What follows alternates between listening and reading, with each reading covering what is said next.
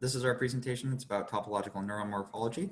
Our motivation is we basically think the brain is cool. So yeah, our paper that we took the algorithm from is a Catherine Hess paper called A Topological Representation of Branching Neuronal Morphologies. And the cool thing that this paper added to the research field is if you want to classify neurons, you want to do it based on where in the neuron things are branching and how much it branches, not anything that's super geometric. And that's why topology plays a role. So yeah, here's a quick example of what kind of stuff we're dealing with here. So we have an example neuron right here, and you can probably see how this can easily be converted into a tree structure.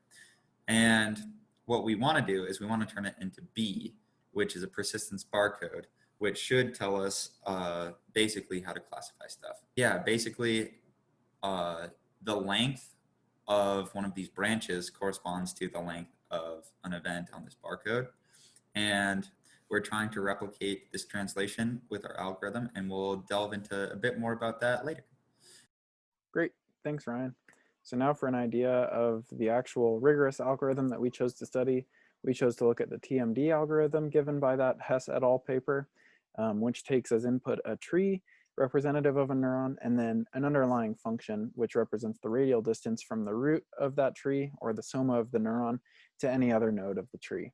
And as an output, we gain a corresponding persistence barcode representative of that neuron. And how we're working here on a high level is we're just moving from the outside of the neuron in, looking at the ends of branch points and their function values, their distance from the soma, and then the distance from the soma to their nearest branch point. And we're recording all of those in this barcode at the end.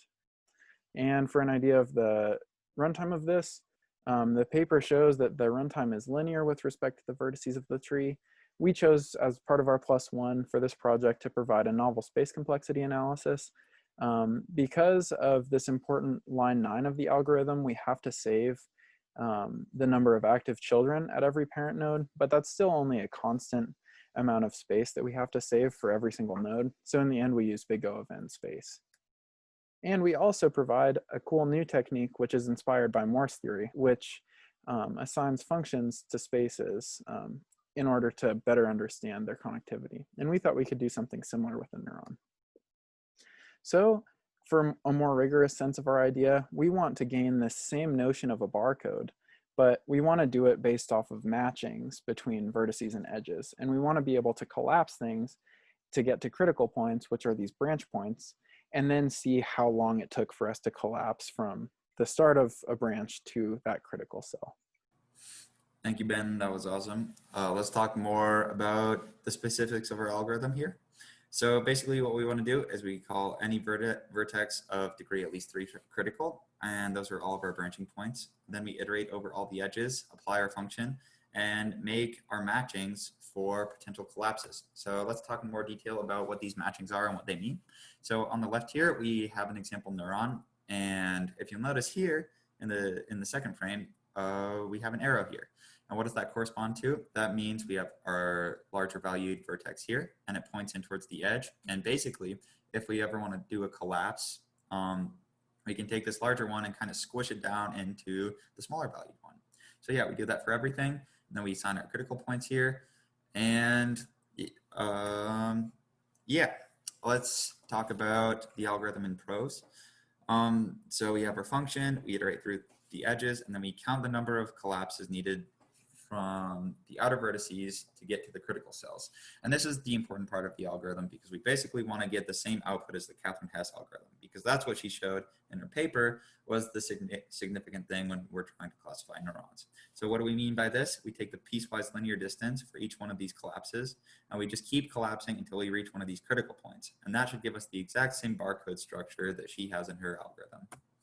So yeah, here's a picture of our formal written up algorithm side by side with her algorithm, and they're actually surprisingly similar, and that's why I wanted to show them up here. But yeah, I'm not going to go into too much detail. I'll turn the time over to Ben here. Thank you very much. Goodbye. So now for an idea of the runtime of this, we have to iterate over all the vertices and all the edges of our tree T. We have to evaluate f along the way, which happens in constant time. So we're running in big theta of n time, and we're only using O of n space because we're only saving the entire underlying tree. And indeed, since we're defining the branch points equivalently and we're defining the persistence of each branch in the end equivalently, because we're just looking at the start distance from the soma and the end distance of the soma after we've done all the collapses, we're getting the exact same persistence of the original TMD algorithm. And in the end, then we should be able to generate the exact same barcode. And we also gain this neat functionality from being able to do collapses, in that we can look at, say, heat maps of two neurons side to side of their persistence diagrams, and we can locate areas which might be different between these two neurons in their heat maps, and we can target those specific critical points and just collapse everything else in each of the neurons, and then have exactly the areas of the neurons which may differ between, say, two neurons that we wanted to compare. So in summary, we provided a novel space complexity analysis of the TMD algorithm.